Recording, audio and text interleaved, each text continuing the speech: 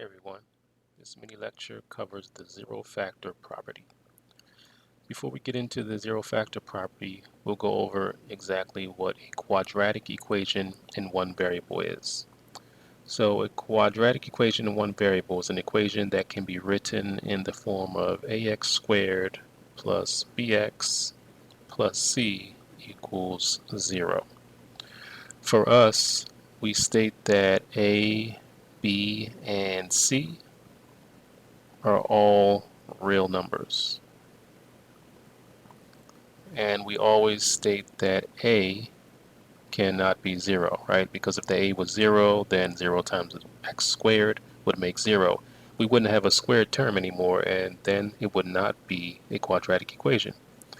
So this given form, ax squared plus bx plus c equals 0, this is known as standard form. All right, so we're going to work with these, and in working with these, we're going to have to understand something called the zero factor property. So the zero factor property, here's what it states. It states that if A and B are complex numbers,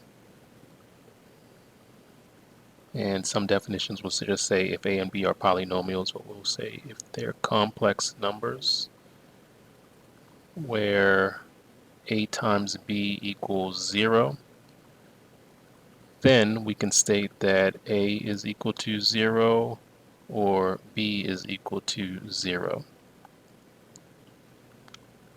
All right, now let's look at our quick example. Our example could be the quantity of x plus 5 times the quantity of x minus 8 is equal to 0.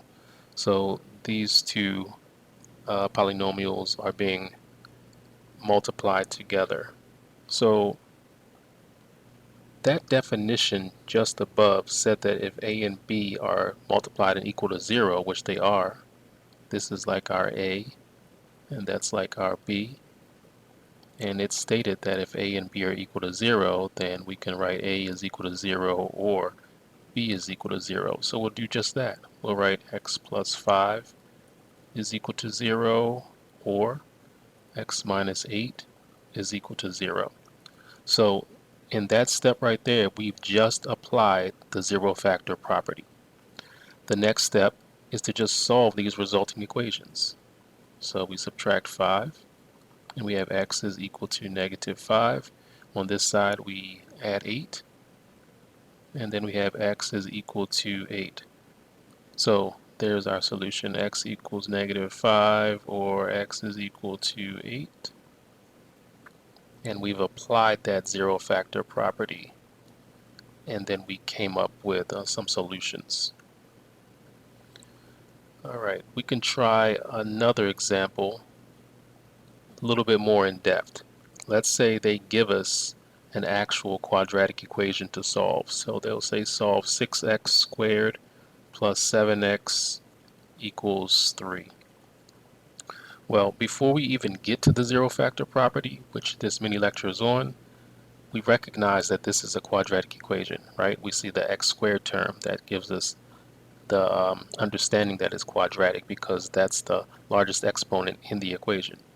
However, first we have to put it in standard form. Remember a few moments ago, standard form was ax squared plus bx plus c equals 0. This means that everything is on one side. Now, the definition that I show has everything on the left with 0 on the right. However, 0 can be on the left and everything else is on the right if you choose. So to move everything on the same side, I'm going to subtract 3, right? Do the opposite of that, positive 3. And then I get 6x squared plus 7x minus 3 equals 0. Now, doesn't that look like standard form above? Yep. Ax squared plus bx plus c equals 0, where everything is on one side and it's equal to 0. So that's always your first step. Make sure you put it in standard form first. The next step to solve this is to factor. So we're just going to be solving by factoring. There's other methods that we can use, and there are videos on those, such as completing the square method, using the quadratic formula, and also square root property. However, the method we'll use for this video will be solving by factoring. So here we go. We'll make two sets of parentheses. There are many methods to factoring that you may have learned. I'm just going to do what's called trial and error.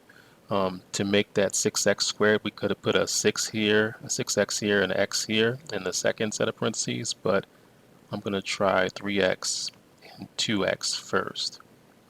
Alright, and again, in trial and error, we could have tried 6x and just x to get the 6x squared, and then we would have had to try different variations of products of that 3. Right, so we have that 3. Products of the 3 are 1 and 3. So I'm going to say to myself, I know 1 times 3 makes 3, but in which positions can I put them so when I do the FOIL method, I will get a 7x as that middle term. Alright, so if I put the 3 there and a 1 there, I'm thinking to myself, if I multiply the outer terms, 3x and the 3, that's 9x, and the middle two terms, 1 times 2x, that's 2x. 9x and 2x can somehow get me a 7x. I think if I make it a positive 3, which would make a positive 9x, and a negative 1, which would make a negative 2x, positive 9x and negative 2x would get me positive 7x. So that's my trial and error routine right there. I go through that in my mind, or even on some scrap paper, try to FOIL, and in foiling, see if it works to get me that previous step above, which it does if you do first, outer, inner, last. Alright, so now as you can see, this looks just like what we did in the example above, where we applied the zero factor property. The 3x minus 1 is like our A, the 2x plus 3 is like the B. So we just say 3x minus 1 equals 0, or 2x plus 3 equals 0. And then we just solve the resulting equations. Looks like we just add 1 to both sides for that one.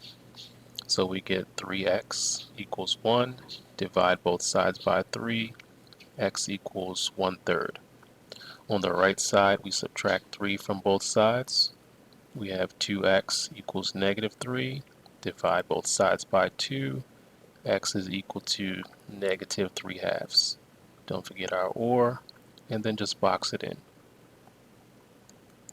So we just solved the quadratic equation in one variable, and we did factoring, and we used the zero factor property